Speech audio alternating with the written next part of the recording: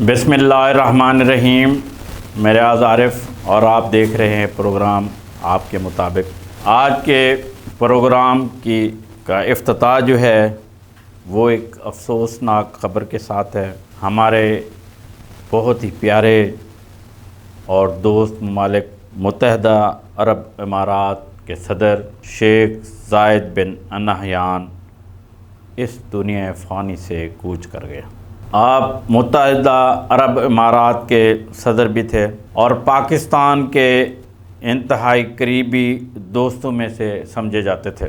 شیخ سلطان بن نہیان کے پاکستان پر اور پاکستان کے عوام پر بہت سارے احسانات ہیں اور انہوں نے اپنی دوستی کا ہر مشکل وقت میں ساتھ دیا۔ پاکستان کے تمام حکمرانوں کو اوبلائج کیا اور وہ کسی حکمران کے نہیں، وہ پاکستان کے دوست تھے۔ شیخ صاحب کا جنازہ ہزاروں کی تعداد میں افراد نے پڑھا، ان کو دفنا دیا گیا ہے۔ پاکستان نے اس افسوسناک خبر اور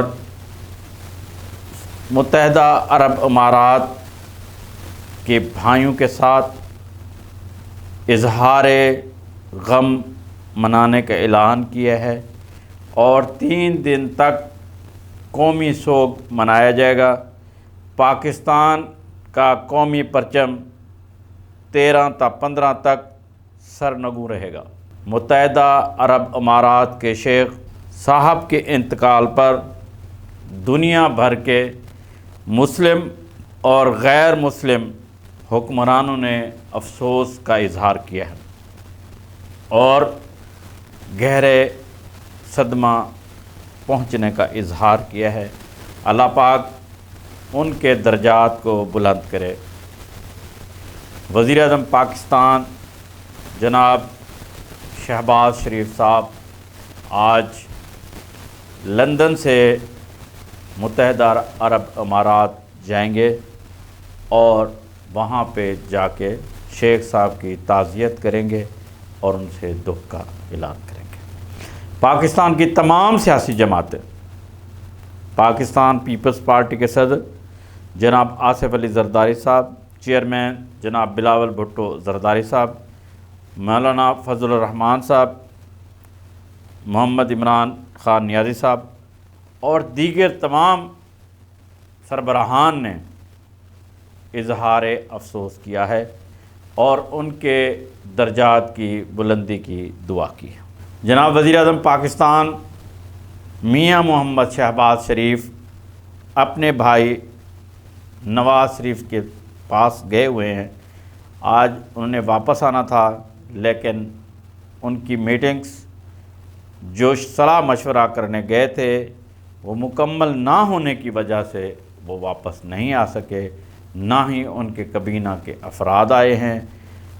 آج انشاءاللہ کابینہ کے افراد واپس آ جائیں گے اور پاکستان میں آ کر بتلائیں گے کہ کس چیز پر صلاح و مشورہ کیا گیا اور الیکشن کے بارے میں کیا لائے عمل اختیار کیا جائے گا، اور پاکستان کی معاشی صورتحال جو کہ ابتر سے ابتر ہوتی جا رہی ہے، جس میں مہنگائی بڑھ رہی ہے، ڈالر اوپر جا رہا ہے اور پاکستان کی معاشی صورتحال کے علاوہ اب پانی کا بھی مسئلہ پیش آ رہا ہے، پانی کی بھی کمی آ رہی ہے اور ہماری سرحدوں کی صورتحال بھی تھوڑی خراب چل رہی ہے۔ تو اس پر کیا انہوں نے اپنے قائد سے مشورہ کیا، کیا بات چیت ہوئی اور خاص کر الیکشن کے معاملات میں کیا بات ہوئی، کیونکہ آج مولانا فضل الرحمان صاحب نے بھی پریس کانفرنس کر کے اس بات کی وضاحت کی ہے کہ الیکشن کی اصلاحات کے بعد ہوں گے، احتساب کی اصلاحات کے بعد ہوں گے۔ جو بات جناب آصف علی زرداری صاحب نے پریس کانفرنس میں کی تھی، جو بلاول بھٹو زرداری نے قومی اسمبلی میں خطاب کرتے ہوئے کی تھی، آج فضل الرحمان صاحب نے بھی اسی کو آگے کیا ہے، اسی کو فالو کیا ہے۔ جو گزشتہ رات کراچی میں بم دھماکہ ہوا تھا جس میں ایک نوجوان عمر صدیق انتقال کر گئے تھے۔ معلوم ہوا ہے کہ ان کا تعلق رحیم یار خان کے علاقے ظاہر پیر سے تھا۔ وہ نوجوان محنت مزدوری کے لیے کراچی میں آیا تھا اور وہ لقمہ اجل بن گیا۔ اس حادثے کی FIR CTD میں درج کر دی گئی ہے، مقدمہ درج ہو چکا ہے اور اس پر تحقیقات شروع کر دی گئی ہیں۔ ابتدائی تحقیقات سے یہ پتہ چلتا ہے یا فوٹیج سے، جو ویڈیوز مختلف جگہوں سے یا مختلف شاپ سے یا وہاں پہ لگے ہوئے کیمروں سے حاصل ہوئی ہیں، اس میں یہی ہے کہ سائیکل پہ ایک آدمی کچھ رکھ کے لاتا ہے، ایک آدمی وہاں کھڑا ہوتا ہے، اس کے ہاتھ میں ریموٹ ہوتا ہے یا کیا ہوتا ہے، جیسے اس کی اپنا کیا کہتے ہیں گارڈ کی گاڑی قریب آتی ہے، پوسٹ گارڈ کی، تو وہ بم دھماکہ ہو جاتا ہے جس میں 16 سے زائد افراد زخمی ہیں اور ایک شہادت ہوئی ہے۔ تو امید ہے کہ اس کی تحقیقات میں کوئی نہ کوئی نتیجہ نکلے گا اور پاکستان کی فورسز کو دہشت گردی کی اس لہر سے نمٹنے کا موقع ملے گا اور وہ انشاءاللہ ہمارے ملک کے جو دشمن ہیں، جو دہشت گرد ہیں، جو ہمارے ملک میں امن نہیں چاہتے، جو ہماری تباہی و بربادی چاہتے ہیں، انشاءاللہ ہماری فورسز ان کو تباہ و برباد کر دیں گے۔ آج اسپیکر راجہ پرویز اشرف نے اس بات کا اظہار کیا ہے کہ مجھے کچھ مشکلات ہیں، وہ مشکلات ذاتی نوعیت کی کم اور قومی اسمبلی کی زیادہ ہیں۔ وہ مشکلات یہ ہیں کہ جو اب کی حکومت اقتدار میں آئی ہے، حلف اٹھایا ہے، وزیر بنے ہیں یا اسٹینڈرڈ کمیٹیوں کے چیئرمین بنے ہیں، قائمہ کمیٹیوں کے چیئرمین بنے ہیں یا جو حکومتی نمائندے بنے ہیں، ان کے لیے مشکلات جو بھی معاملات ہوتے ہیں وہ اسپیکر قومی اسمبلی نے حل کرنے ہوتے ہیں۔ ان کے مطابق سابق حکومت کے جو وزیر مشیر جو قائمہ کمیٹیوں کے چیئرمین تھے، نہ انہوں نے پارلیمنٹ لاجز کے گھر خالی کیے ہیں، نہ گاڑیاں واپس کی ہیں اور نہ کوئی مراعات، یہاں تک کہ جو ان خانسامے ہیں، جو ان کے ملازمین ہیں، انہوں نے وہ بھی واپس نہیں کیے اور نہ کوئی دفاتر خالی کیے ہیں۔ تو اس کے لیے اسپیکر کو بڑا دشواری پیش آ رہی ہے، کیونکہ جو اب کے ممبران اس میں وزیر بنے ہیں یا قائمہ کمیٹیوں کے سربراہ بنے ہیں، جنہوں نے رہائش رکھنی ہے، جن کو ان کے لیے جو افرادی قوت ہے، جو ملازمین ہیں، جو دفاتری ملازمین ہیں، وہ دستیاب نہیں ہیں۔ اس لیے انہوں نے فیصلہ جو کیا تھا کہ میں ان کے استعفوں کے بارے میں، PTI کے ممبران کے استعفوں کے بارے میں ان کو بلا کر پوچھوں گا کہ استعفیٰ دیا ہے یا نہیں دیا، تو وہ آئندہ کچھ دنوں میں اس کام کا تیز لا رہے ہیں۔ PTI کی رکن قومی اسمبلی اور سابق وزیر شیریں مزاری صاحبہ نے ایک پریس کانفرنس کی ہے اور کہا ہے، الزام لگایا ہے اسٹیبلشمنٹ پہ ہماری پاک فوج کے، کہ وہ جب ہماری حکومت ختم کی جا رہی تھی تو جو بیرونی سازش ہو رہی تھی تو ہمارے اسٹیبلشمنٹ نے بیرونی سازش کا ساتھ دیا ہے۔ وہ فرماتی ہیں کہ جو منحرف اراکین اسمبلی تھے ان میں سے ایک دو جو تھے وہ اسٹیبلشمنٹ کے ریسٹ ہاؤسز میں رہ رہے تھے اور ہمارے اسٹیبلشمنٹ نے ہمارا ساتھ نہیں دیا بلکہ بیرونی ساتھ دیا ہے۔ تو یہ ایک بہت بڑا الزام ہے، جبکہ ہماری فوج بار بار کہہ رہی ہے کہ ہمیں اپنے سیاسی معاملات میں ملوث نہ کریں، لیکن اس کے باوجود اس کام میں، اس معاملات میں تیزی آ رہی ہے، روز بروز معاملات بڑھ رہے ہیں۔ آج عمران خان نیازی نے بھی ہمارے اسٹیبلشمنٹ پر، ہماری فوج پر کھل کے تنقید کی ہے، بلکہ ہم یہ کہیں کہ عمران خان صاحب اب فوج کے جو جتنی فوج کہہ رہی ہے کہ ہمارا جلسوں میں نام نہ لیں، ہمیں میڈیا پہ نہ اچھالا جائے، ہمیں جو ہے نا غیر سیاسی رہنے دیا جائے۔ ہمارے کوئی سیاسی مقاصد نہیں ہیں، ہماری کوئی سیاسی خواہشات نہیں ہیں۔ ہم اپنے آئین کے تحت، اپنے کردار کے تحت ہم اپنے ملک کی خدمت کر رہے ہیں۔